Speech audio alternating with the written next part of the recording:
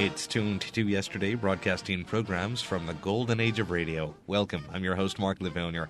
Crime stories in this hour, later on the lineup from 1952, but first a very popular program at the time it aired, the Molle Mystery Theater, heard on NBC. This episode from May 21st, 1948, called Solo Performance.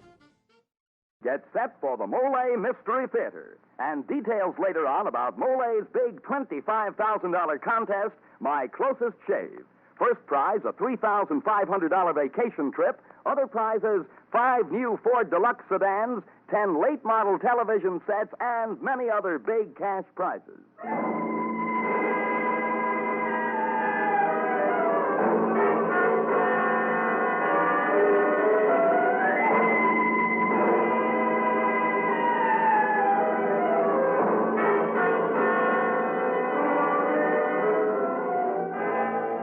Good evening. This is Jeffrey Barnes, welcoming you to the Molle Mystery Theater, a program that presents the best in mystery and detective fiction. Tonight's story by George and Gertrude Fass is entitled Solo Performance. Our stars, the very versatile Everett Sloane, stage, screen, and radio actor currently appearing with Rita Hayworth and Orson Welles in the motion picture Lady from Shanghai.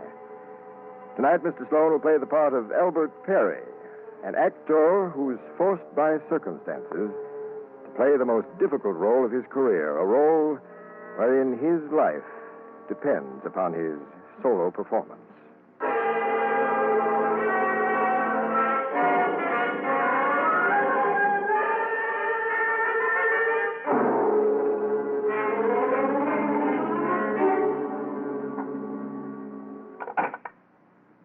Miss Johnson.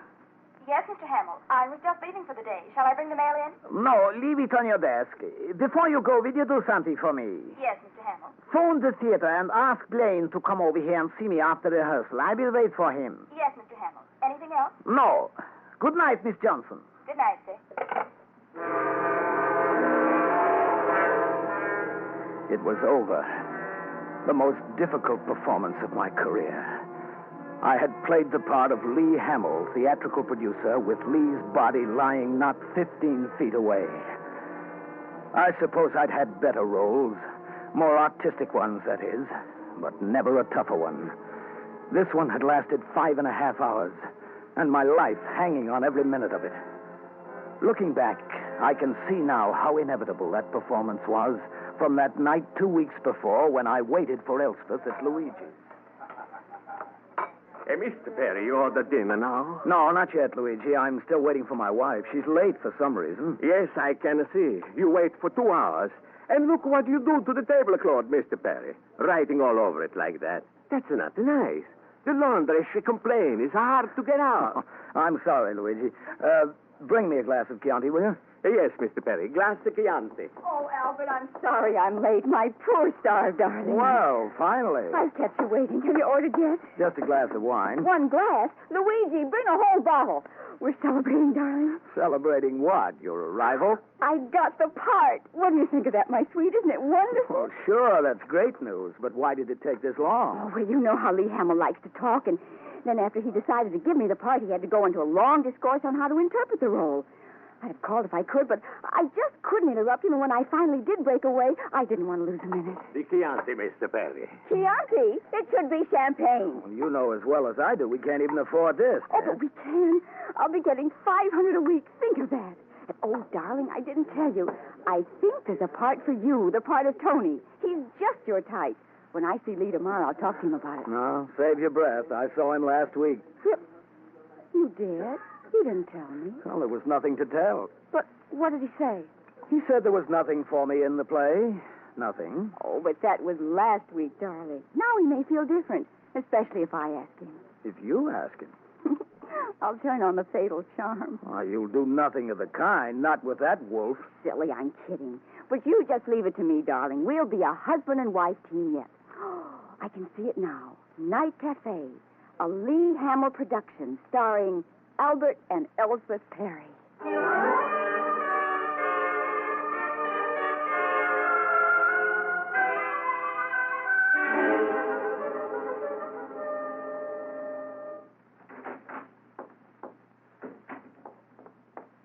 Albert. Well, look at you. What's the occasion? I'm going downtown to meet Lee. Well, what for? Rehearsals aren't starting already, are they? No, but he wants to discuss the play with me. And that gives me just the opportunity I want. You know, to ask him about you.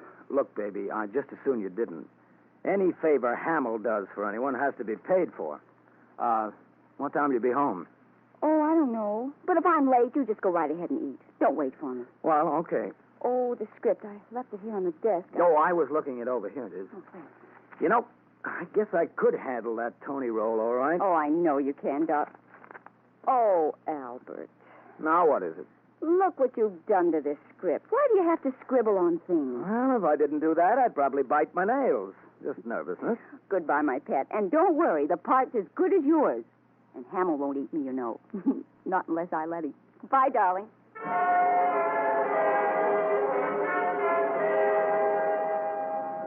Well, every day the following week she went down to see Lee to discuss interpretation, she said. We'd meet at Luigi's every night at 6.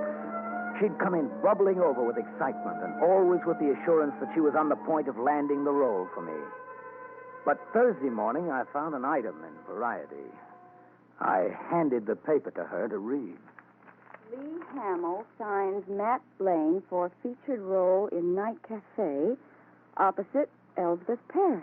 So you're still working on Lee to give me the part, are you? Oh, but darling, I knew about Matt Blaine. As a matter of fact, Lee signed him on Monday. And today is Thursday. Why didn't you tell me Monday that Blaine had the part? Because on Monday I didn't want to make you feel bad. And after what happened Tuesday, I wasn't so sure you couldn't still have the part. All right, what happened Tuesday? Well, we were all in Lee's outer office waiting for Lee to call us in. Well, you know how Blaine is. Always doing takeoffs on people to prove what a good mimic he is. He thinks he's good. Well, this time he decided he'd give an imitation of Lee interpreting roles for it. Now, my dears, pay close attention. The script calls... Let me do it. Here's the way Lee sounds. Now, my dears, my darlings, this wonderful script demands stark realism. Life in the raw, a stripping down to essential. Oh, that's Lee to the life, Albert. Well, Blaine did it fairly well, too. He was going great guns when Lee opened the door of his private office and stood there taking it all in sore as a boil. Rough break for Blaine. Lee didn't speak to him all that day. Blaine is so unnerved that I'm sure he'll mangle his part. Oh, I see. So now I'm supposed to sit around and pray that Blaine gets the sack. Oh, don't feel that way about it. He's just not right for the part anyway. So keep your chin up, sweet. All right. What about dinner tonight? Oh, I forgot to tell you. Lee asked me to have dinner with him. Well, you're not going to, are you? Oh, I never would, only he's asked the cast up to his apartment after dinner for the first reading. And since I'll be in the city anyway, I thought it might be just as well to accept his invitation. All right. Well, I'll go along downtown with you. I'll eat at the Lambs and pick you up after your reading. Oh, but Albert, I don't know how soon we'll finish. All right, so I won't pick you up. At least you don't mind my coming downtown with you. Oh, not at all. But hurry and dress. I don't want to be late.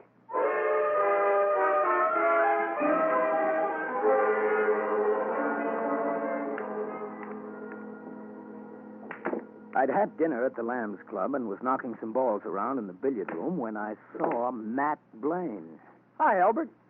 Oh, hello, Matt. What are you doing here? Oh, same thing you are, wasting time. Want a game? Well, don't you have a reading tonight at Lee Hamill's? Reading?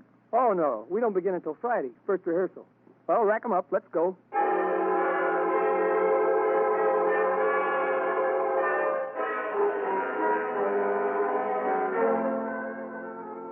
The next day, I didn't mention to Elspeth my meeting Blaine at the Lambs. But when she told me she was going to visit her mother that night, I simply said I'd go along. But, Albert, why spoil your evening? You know you and Mother never get along.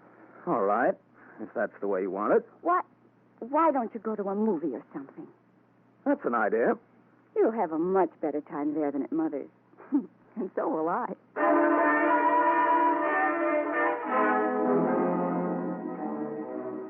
I got my hat and left. But instead of going to the movies, I waited in the shadows near the subway entrance. When Elspeth came out, I followed her into the subway unseen. She got off at 59th Street, and the sense of shame I had at following her was replaced by a feeling of rage and frustration. when she went into Lee Hamill's hotel on Central Park South. I waited outside the hotel until midnight. And when she didn't come out, I left. At that moment, I felt I could kill Lee Hamill.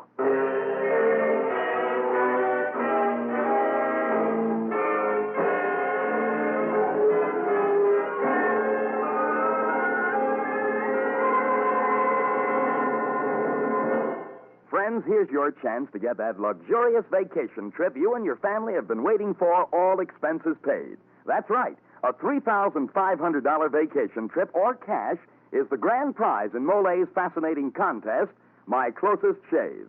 And there are 106 other prizes. 5 new Ford sedans, 10 of Emerson's latest table model television sets installed, or radio phonographs, and also 75 cash prizes totaling $5,000. Now, that's $25,000 worth of prizes in all. Well, tell us more, Danny. How do you enter the contest? Well, it's easy, it's fun. Get the printed rules and suggestions from your druggist. Then write the story of your closest shave, your narrowest escape from danger, embarrassment, or failure, your most exciting experience of any kind. The story, not the writing, is what counts. Send your entry with 2 end flaps bearing the name Molle from any Molle carton. Mail to Molle, Post Office Box 49, New York 8, New York. Now, that's Molle, Box 49, New York 8, New York. The whole family can get in this grand contest. Send as many entries as you wish, but include 2 Molle end flaps from the carton with each entry. Remember, 107 prizes worth $25,000, including trade prizes, are waiting to be won. So get your close shave entry in soon. This is Jeffrey Barnes again, returning you to the Mystery Theater and Act 2 of Solo Performance, starring Everett Sloane as Albert Perry.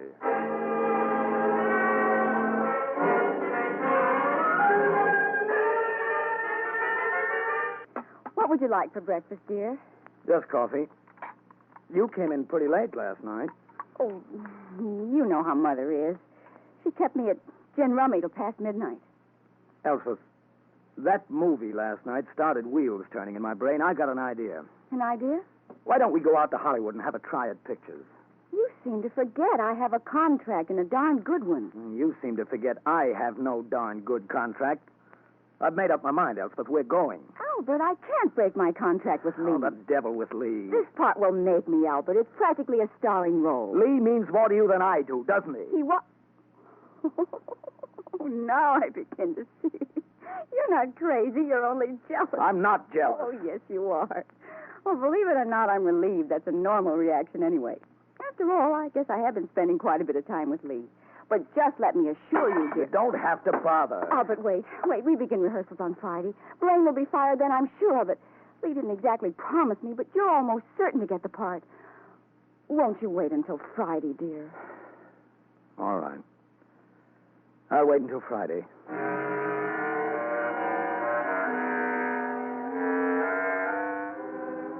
Friday afternoon, I went downtown and waited outside the theater. At 1, the cast began to leave by the stage door. Then Lee and Elspeth came out together and hopped into Lee's car. I knew where they were going. Elspeth said very little to me that weekend.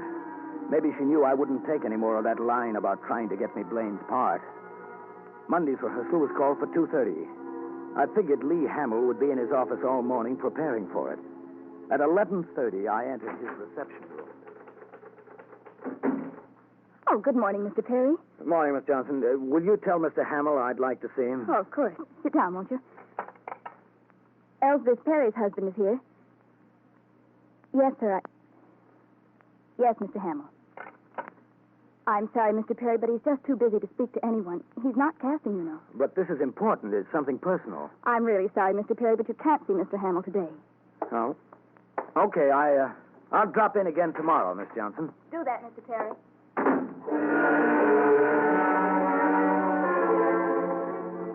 But I didn't take the elevator down. Instead, I slipped into an alcove at one end of the corridor. It was close to 12, and I knew the girl would soon be going to lunch. At about 10 to 12, I heard the door open and the girl's footsteps going off toward the ladies' room. I walked quickly back to Hamill's office, crossed the reception room, and entered his private office. Yes? Oh, it's you, Perry. Miss Johnson told you I was busy, did she not? She did. But you're going to listen to me whether you can spare a moment of your precious time or not. Before you begin, Mr. Perry, please understand, I have no work for you. I know that. Then we have nothing to say to each other. I ask you to leave my office. I'm not leaving. Mr. Perry, merely because I have engaged your wife to act in my play is no excuse for you to force yourself on me when I have no time for you. You've got plenty of time for my wife, haven't you? Now listen to me, Hamill. No louse of a producer is going to live to brag that he walked off with my wife, see? Oh, this is too much. Get out of my office. Take your hands off me, Hamill, I warn you. Get out! Get out or I will brain you! The hysterical fool picked up a paperweight and came at me. I grappled with him, and then suddenly the hatred I felt for him swept over me in a blind rage. My groping right hand seized an object on his desk, and I plunged my fist into his chest. Ah! Oh!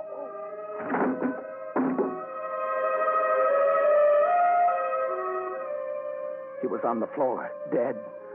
And in my hand, I held a silver letter opener, dripping blood. I dropped it and made for the door. I had to get out before the girl came back. But just as my hand gripped the knob, I heard the outer door open. I was trapped. And then the inter-office phone. If it wasn't answered, she'd come in here. Acting almost on reflex, I walked over and picked it up. Hello? Mr. Hamill? Mr. Hamill? Yes? I'm ordering a sandwich for lunch, Mr. Hamill. Shall I order something for you? No, thank you, Miss Johnson. Very well, Mr. Hamill.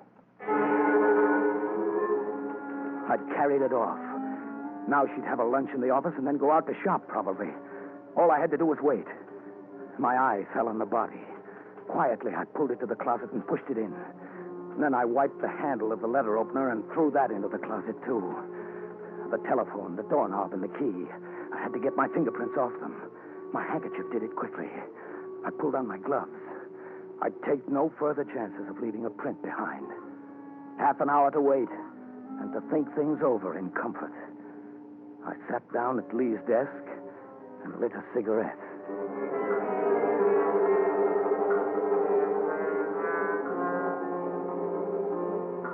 The clock had ticked away the minutes. 5, 10, 15, 20, when...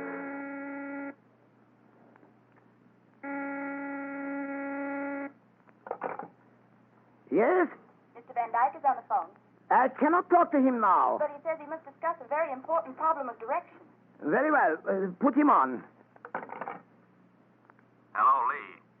What about that first entrance of the girl? What have you decided about it? Oh, yes, the entrance. I leave it all to you. You are the director. Do it however you think best. But you said yesterday... Yes, I was wrong. You are right. What? Yes. Just as you said it should be. Well, if you say so, only after what you told me yesterday, I hardly... A man can change his mind, no? I have thought it over. You are right and I am wrong. That is all. Okay, Lee.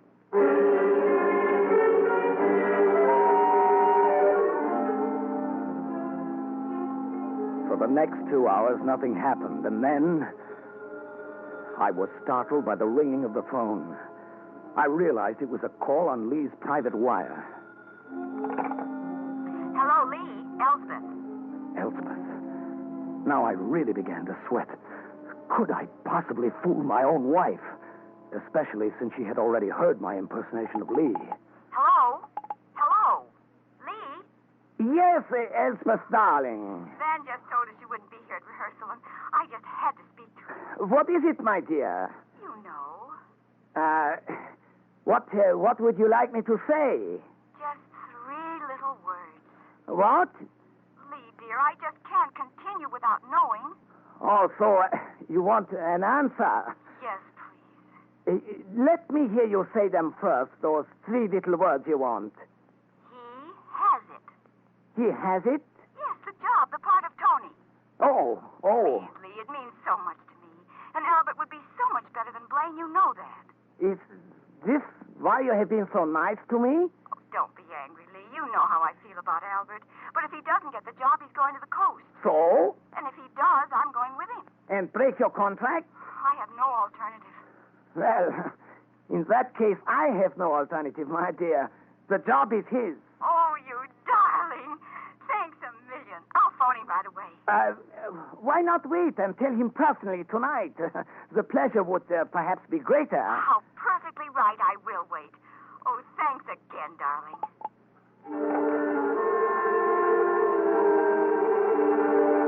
How does the fellow feel who has just discovered that the wife he suspected was never anything but loyal to him? That the man he has just murdered in a jealous rage was never anything more to her than a business acquaintance? I'll tell you how it feels. It may surprise you by its very simplicity. He wants to escape the consequences of his crime. Yes, that's all. He just wants to escape.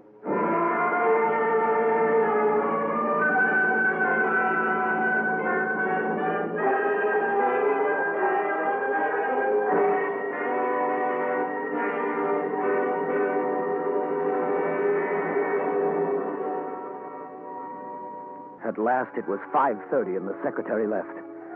10 minutes later, I walked down the stairs unseen, mingled with the crowds leaving the building, and took the subway. In 40 minutes, I was home. And now the clincher. Still impersonating Lee Hamill and pretending to be at the office, I phoned Van Dyke at the theater and told him I was dismissing Blaine from the cast. My alibi was complete.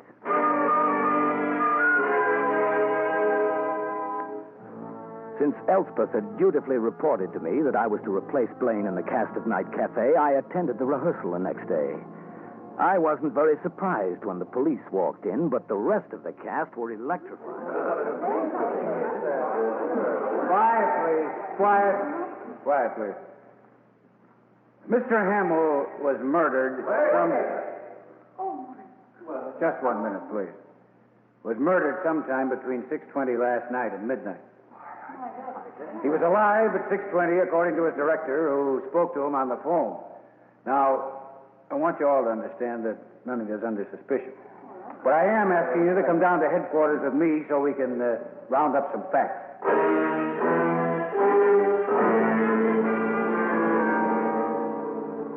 At headquarters, we found Blaine, looking like a ghost.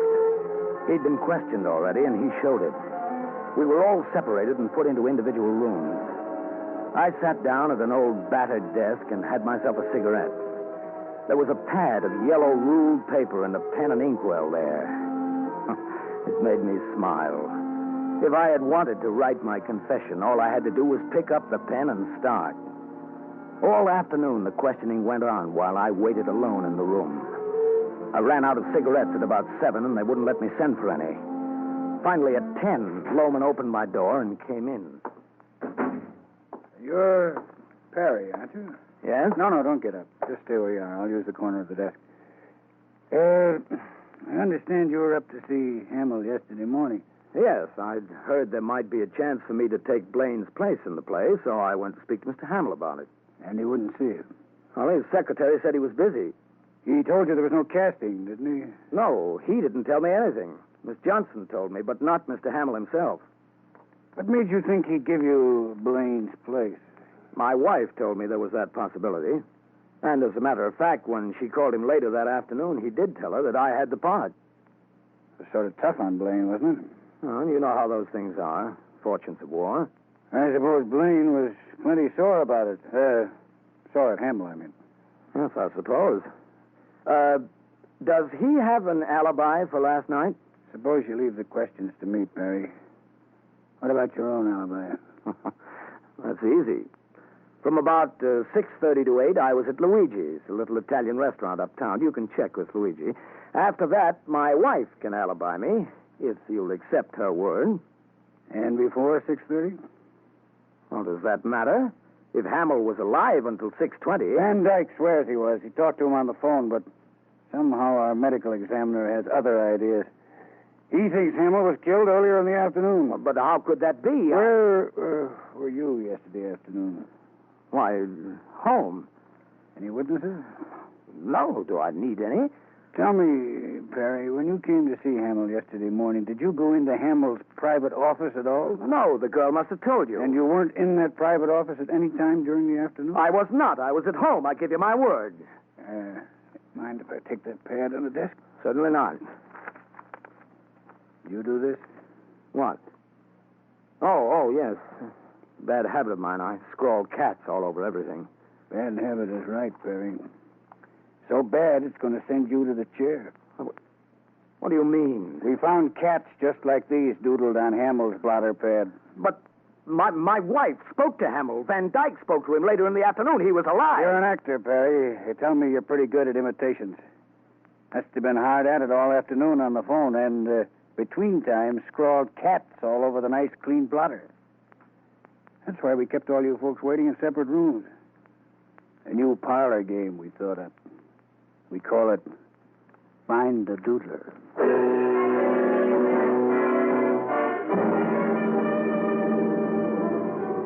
It did an actor's heart good to hear them at the trial. Right down the line, Elspeth, Van Dyke, and Hamill's secretary, each one swore it was Hamill's voice and not mine that came through the telephone that afternoon. Yes, their testimony added up to a rave notice from George Jean Nathan. I'd have gone free, too, if it hadn't been for the cats. But then, there's always an if, isn't there?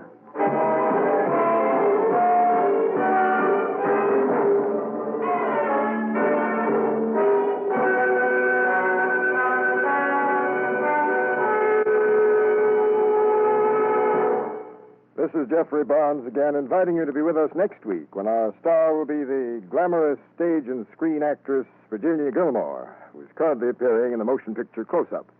Miss Gilmore will play the leading role in a story by Paul Monash entitled Deadly Nuisance. The original music for the Molle Mystery Theater is composed and conducted by Alexander Semler. Everett Sloan was starred and Elizabeth Morgan featured in tonight's performance. Any resemblance between the names and characters used on this show and any actual persons, living or dead, is purely coincidental.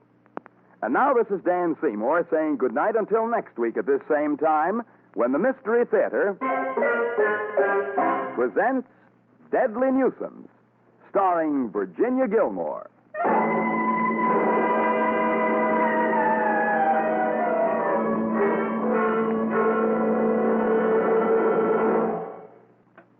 This is NBC, the National Broadcasting Company.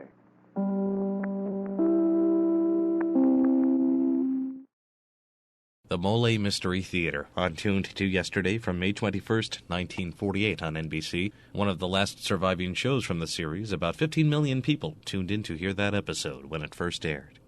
And you're listening to an hour of crime on Tuned to Yesterday. I'm your host, Mark Lavonier. Next, it's The Lineup with the CBS broadcast from July 15th, 1952. Ladies and gentlemen, we take you now behind the scenes of a police headquarters in a great American city, where under the cold, glaring lights will pass before us the innocent, the vagrant, the thief, the murderer. This is The Lineup.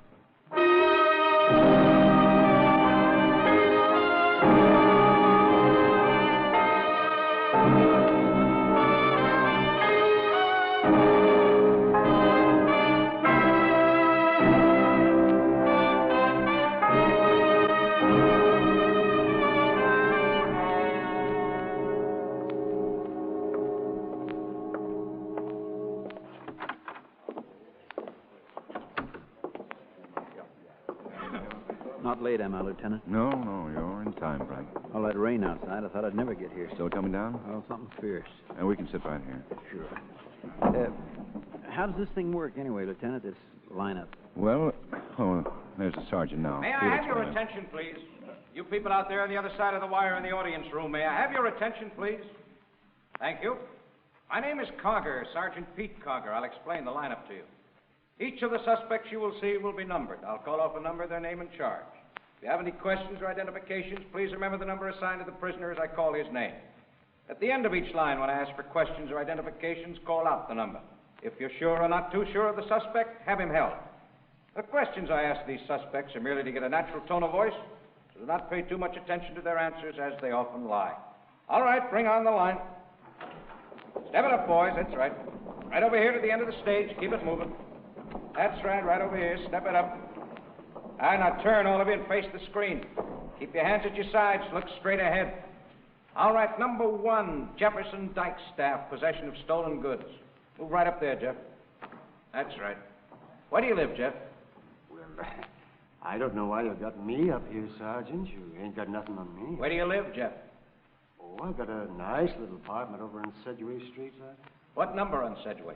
It's 1408, the second apartment in the rear. I don't know why you got me up here. You're charged with possession of stolen goods, Jeff.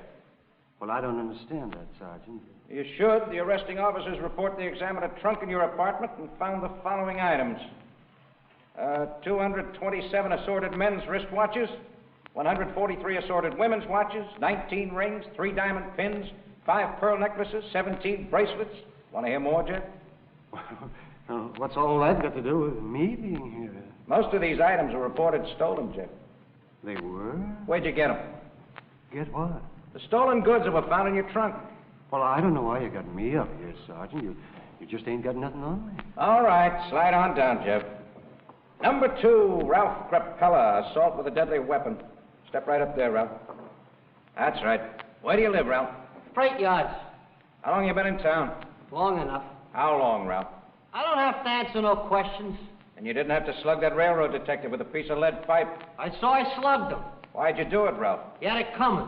Why? The dirty fink telling me to get out of the yards. I hope I beat his lousy brains out. You almost did. He's on the critical Well, list. he had it coming, a lousy cop. I hope he croaks. And that goes for the rest of you stinking bulls, too. I hope you all croak. All right, slide on down, Ralph. Yeah, you all got it coming, you lousy fink. Shut up, Ralph. Take them clubs and them guns, and what do you got? Just a bunch of lousy finks. I hope you all croak. I said shut up. Yeah, I'd like to feel all your lousy brains out, you stinking cop. Get him out of here. Come on, yeah, I'm going to do it, too, you hear?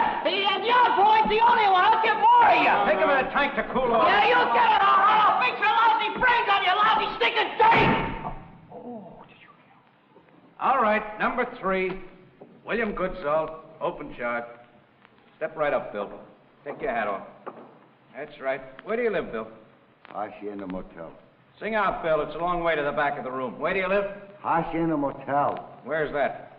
Out of the 105th of Lexington. How long you live there? 3 days. Keep your head up, Bill. Look at the screen. Where'd you live before that? Jennings Motor Court, Washington and Price. For how long? 2, 3 days. Say, Lieutenant. What kind of work do you do, That Bill? guy. Recognize him? He looks like him, all right. When's the last The time? guy that held me up. Did work. You sure? Yeah, that's him, What Lieutenant. kind of work, Bill? See how that scar on his nose sticks out now? Oh, yeah, that's him, all right. Okay. What were you doing? Sergeant Carger, Yes, sir. hold number 3.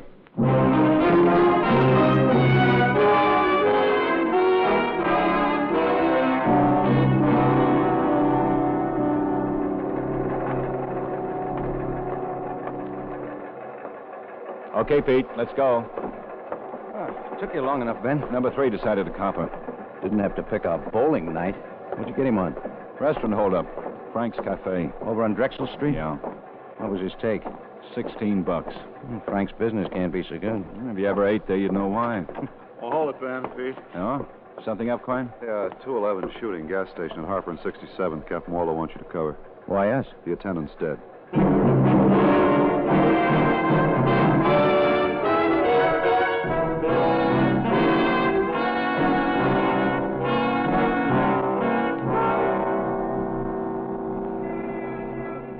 You got here first, Trafton? That's right, Lieutenant. Me and my partner, Salverson, car 62. We got the 211 flash at 8:17 and tore over. Who put the call in? A fellow by the name of Chalmers. He was waiting when we got here. That's him with Salverson over there. Want to get him, Pete? Yes, sir. I can pin down the time pretty close, Lieutenant. How's that? Well, been 2 holdups here in the past couple of months. We got orders to keep an eye on the place. We came by about 8:12. Everything was okay then. So it happened between 8:12 and 8:17. Yeah, that's right. The attendant dead when you got here? Yeah, that's right. This is Mr. Chalmers, Lieutenant Guthrie. Hi, Mr. Chalmers. Well, I'm okay now. I guess kind of excited, I guess. I never saw a dead man You put in the before. call for the police? You'd think I would have seen one at my age, but I never saw one before that. You're the one who called the police? Yes, sir, I called in, Lieutenant. I didn't touch anything. I know about not touching anything. There's a pay booth over there, so I called in from there. How'd you happen to find him? Well, sir, I drove in here to get some gas. That's my car right over there, that 51 Chevy. Lights were all on and everything, but nobody was around, so I waited for a while, and when nobody come out, I got out of the car and went into the office. He was on the floor with all that blood around. I come out again fast and called the police from that pay booth. Well, thanks, Mr. Chalmers. Stick around for a few minutes, will you? I want to ask you a couple of more questions. Oh, sure, Lieutenant. Be glad to. I'll be in my car. It was kind of a shock. I never saw a dead man before, you know. I'll be in my car. Let's see how the lab boys are doing, Pete. Yeah, sure. Get anything from traffic? Only the approximate time, between 8:12 and 8:17. How's it going, Fuller? Oh, hi, Lieutenant. It'll take us another half, 3/4 of an hour. Quite a mess in here. Yeah, you must have put up quite a fight. At least 3 slugs in them, maybe 4. And what's that under the ladder over there? Huh? A green cap. The attendants? Don't know. We'll check it at the lab. Must have been counting his receipts just before it happened. Yeah. Ledger book? Lots of small change and bills scattered around? Looks like whoever did it couldn't have taken anything. Yeah, only the attendant's life. Can you come out here a minute, Ben? Sure, Quine. This is John Pashley, Lieutenant, company supervisor for the service stations in this area. They came down to see if you could help. It's Lieutenant Guthrie. I'm glad to know you, Lieutenant. Nice of you to come down, Mr. Pashley. It's my job. Even if it wasn't, I'd be here. Brennizer was one of our best men. Oh? That was his name? Yeah, William Brennizer.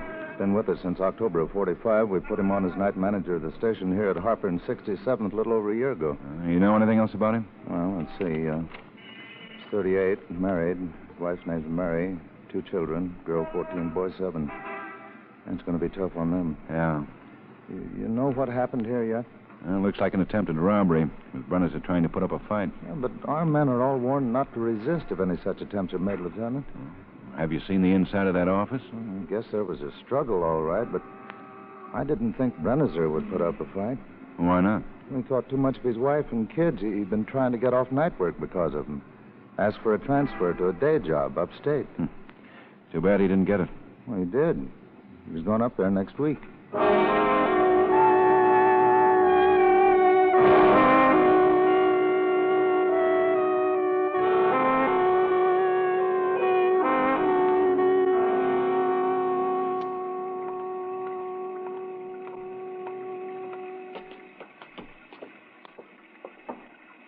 Hate this job.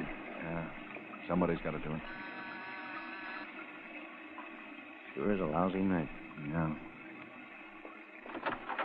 Hello there. Mrs. Brennizer? That's right. We're police officers. Could we talk to you for a minute, please? Why, sure. Come in out of that rain. Thanks. Do you mind coming back to the kitchen? I've got some pies in the oven. I don't want them to burn. Well, sure.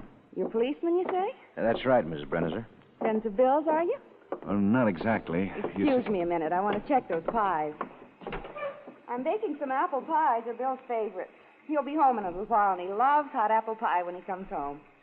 Yeah, I'll be ready in a minute. I thought maybe you were those 2 squad car men who ride around near the gas station. No, we're not them. Bill's told me about them, how they sort of keep an eye on the place. Makes me feel better knowing they're around. Bill working nights and all, you know. Mrs. Brennizer, there was some trouble down at the filling station tonight. Trouble? Attempted holdup. Bill, something's happened to... What's happened? Tell me, what's happened? Your husband was shot, Mrs. Brennizer. Shot? Bill shot? Yes, ma'am. No. It couldn't be. Where is he? I've got to get to him. Where is he? Bill's dead, isn't he? Dead? Yes, ma'am. He promised me he wouldn't fight if anybody tried to hold him up. He promised. And we're leaving next week. He's being transferred to a new job upstate. He won't have to work nights anymore. He won't have to work nights. Oh, excuse me, please. Pies, I think they're burning. Sure.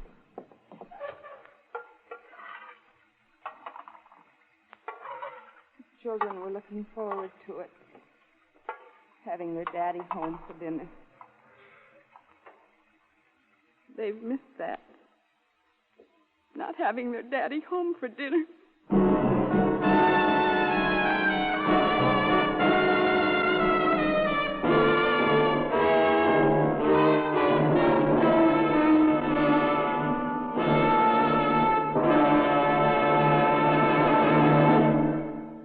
Hi, Pete.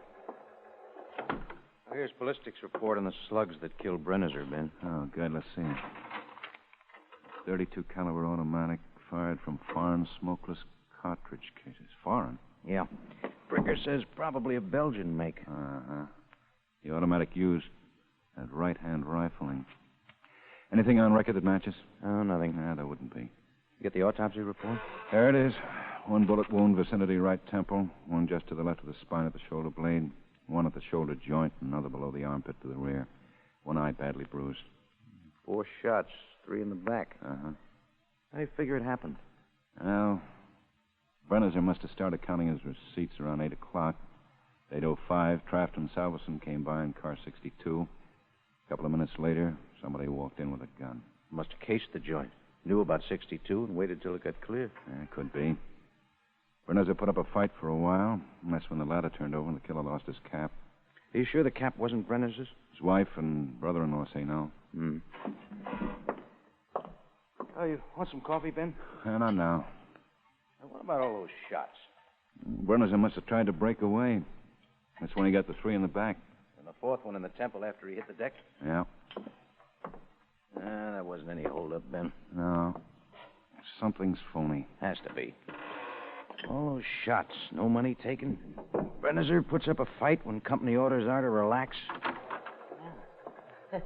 Must be great to work out a homicide. Nothing to do but guzzle coffee all day. Different in the lab, huh, Fuller? You know it. Sure. Slaving all day over a hot pinochle deck. You should live so long. What have you got for us on that cap, Fuller? Well, it's size 6 7/8. The taping is unusual. 50% cotton, 50% wool. Cap was made on 2 types of sewing machines. One was a Singer single needle, number 24/7. The other a Singer double needle, number 24/36. Yeah, boiled down. What does that mean? You shouldn't have any trouble running down the manufacturer. Anything else? I suppose you'd like a description of the killer. Well, that'd help. You might try looking for a young white male with medium brown straight hair. Thanks, we will. Kate, take McDonald, Sloan, Asher, and Quine, make the round of the cap manufacturers. Find out who made that cap, what store handled it, who bought it. Right. I'll check with Brennizer's family. Look for another motive besides robbery. Guthrie. It's Quine, Ben. Hey, what's up? Got another gas station job like Brennizer. They got one of the guys who did it. Hi,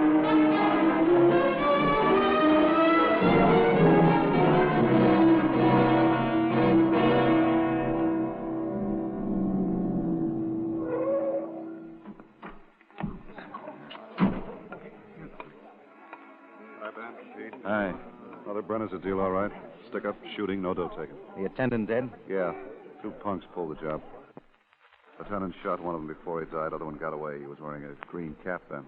A twin of the one we found at Brennizer's. Where's the one who was shot? Over there. They're loading him into the ambulance. Now, let's get over. Sure. He's in a bad way. They figure he'll be DOA. Easy. Can he talk? Little. Doesn't make much sense. Okay, that does it. Let's get moving, Mike. How is he, Doc? Don't bet on him. Can he talk?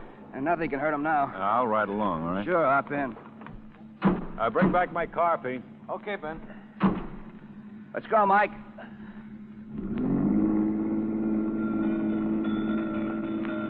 Help yourself, Lieutenant. All I can do is push some saline solution into him. Okay, Doc. What's your name, Mac? Can you hear me? What's your name? Trigger Happy. Ozzy. Trigger Happy. Who's Trigger Happy? Told him. Gotta have dough. The sense to shoot. Oh. Gotta have dough. You a cop? That's right. Did you shoot down that station attendant? Am I gonna die? Am I? Let's get at that arm, huh, Lieutenant? Yeah, sure. Am I gonna die? I don't want to die. Who gunned down that attendant? Torch. Trigger Happy punk. Torchy who? Don't know. Last name Steve. Something. Gunned him down. Where can I find him? Don't want to die. Where does Torchy work? Garage. What garage? Just shooting all he wants. No dough. Shooting. What garage? How am I gonna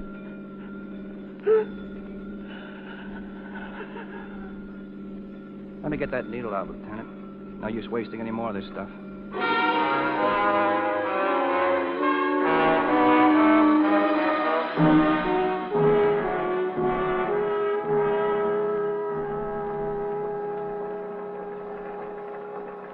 Who's covering the garages, Ben? Burton and Marzani. They got a squad each. Lots of garages in town. Yeah, lots of guys by the name of Steve, too. Yeah. Anything on the caps? Well, Quine should be in soon with a preliminary report. How are you making out on the grudge motive? Family says nothing doing. I have a call in for Pashley. Brenner's his boss at the oil company? Yeah. Hey, what about ballistics? No report yet. But I'll give you 8 to 5 the same type slugs killed both men. No bet. Yeah. Guthrie? This is Pashley, Lieutenant. Sir, I got that message you left for me. I think you might have something there. How's that, Pashley? Well, I hadn't thought of it until I got your message, but Brennizer was going to be transferred upstate next week. Yeah, I know. Well, he had an assistant working for him at the station, a young kid around 19. He thought he ought to get Brennizer's job, but Brennizer wouldn't recommend him, though. Too unreliable. They threw a few punches about it. What's this man's name? Well, I went along with Brennizer, of course. Had to fire the boy. He blamed Brennizer for it. Said something about getting even. What's his name? Oh, well, I looked it up as soon as I got your message. It's Warren. Steve Warren. Pretty unsteady kid emotionally. How bad. Do they ever call him Torchy? Oh, that I wouldn't know. You got an address for him? Yeah, we have, but it's no good. How's that? Mailed out his severance pay, and it came back unknown at that address. Oh. Well, what about references, relatives, anything like that? I might have something better for you. What? Well, one of the boys here ran into him a couple of days ago, said he was working at Rutger's Garage, 1900 block on Halverson. You think that might help? It might.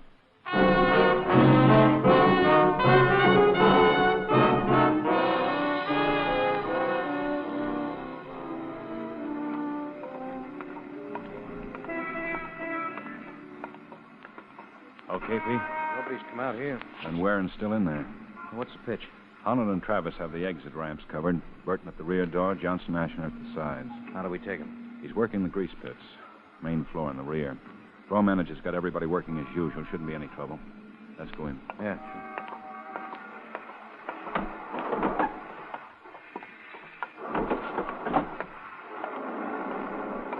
Grease pits are back that way. Oh, I see him. Which one's Warren? Over on the left. Packing the wheels in that Buick. Young kid. Looks harmless enough. The runners have found out different. Oh, I think he spotted us, Ben. Yeah. Try to take him easy. Don't want any shooting in here. Walking away. Heading for that elevator. Watch it, Pete. He made it. Yeah. Let's hit that ramp. You might have winged him, Ben. Maybe. Hey, where's that elevator go? All the way up, 6 floors. That could be tough. If it goes up 6 floors, it will be. My legs can't take this gaff anymore. We're lucky, Pete. He's up here on 2. Elevator door's open. Yeah. All those cars. It's tough to spot them. Take that side. I'll try over here.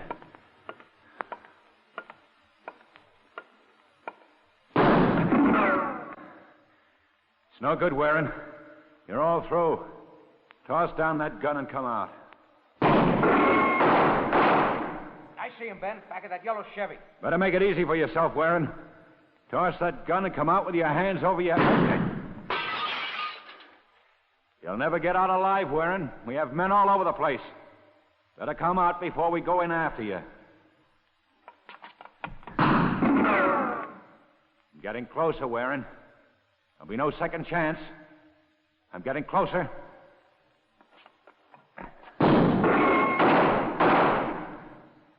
Get him, Pete?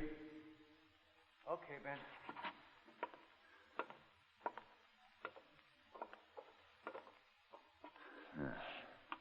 Call it in, Pete.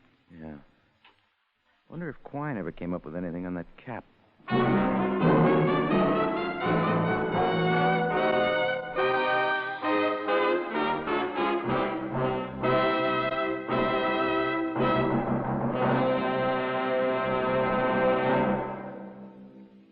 The lineup, where before you pass the innocent, the vagrant, the thief, the murderer.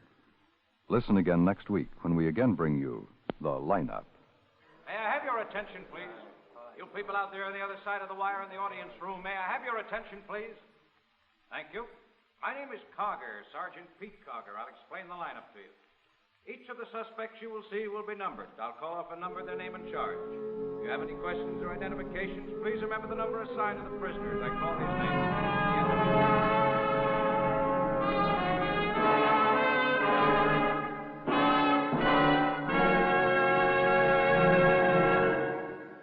Lineup, starring Bill Johnstone as Lieutenant Ben Guthrie with Jack Moyles as Sergeant Pete Carger, was written by Sidney Marshall with music by Eddie Dunstetter.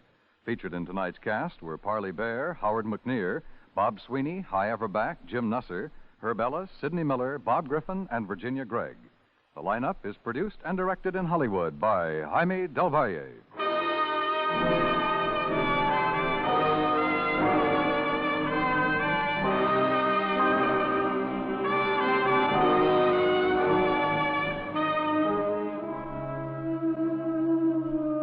If ever a gal labored too long to land her mate, that gal is Millie, and Millie's mom. There's an unselfish, devoted mother. Does she ever think of herself? No, she's right in there helping Millie get her man. Maybe Millie won't succeed in getting the boss's son, but you'll succeed in laughing when you meet Millie, starring Audrey Totter, Thursday nights on most of these same CBS radio stations.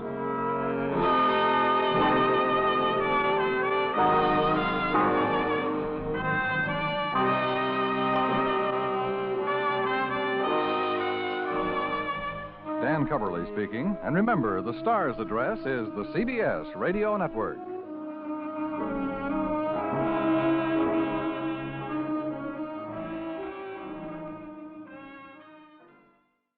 The Lineup, on Tuned to Yesterday from July 15th, 1952 on CBS. And that closes this hour of crime on Tuned to Yesterday. Be sure to be with us next time for more great programs from the golden age of radio. Until our next hour together, I'm Mark Lavonier. Thanks for tuning in.